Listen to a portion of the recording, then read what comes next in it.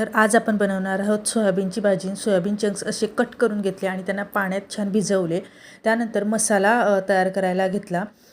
आणि एका साईडला दही, त्यामध्ये थोडा मसाले ॲड केले आणि आपल्या मिक्सरमध्ये अद्रक, मिरची, लसूण, मसाला आपला जो घरगुती मसाला असतो तो, तिखट, कांदा, धने पावडर, जिरे पावडर हे सर्व बारीक करून घेतलं आणि जे आपले चंक्स होते त्याला मॅरिनेट करून घेतलं छान, जेणेकरून त्यांची टेस्ट छान लागते. तुम्ही डायरेक्टली जर टाकाल ना तर त्याला टेस्ट एवढी लागत नाही. आणि गरम तेल करून त्यांना छान तळून घेतले.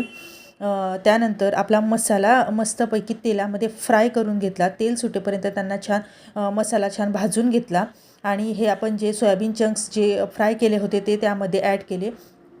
पाणी हे तुम्हाला किती हवं प्रमाणे घालायचं. जास्त पातळ भाजी हवी असेल तर जास्त पाणी घाला आणि कमी पाणी हवं असेल तर कमी घाला. त्यानंतर मीठ वरतून घालून कट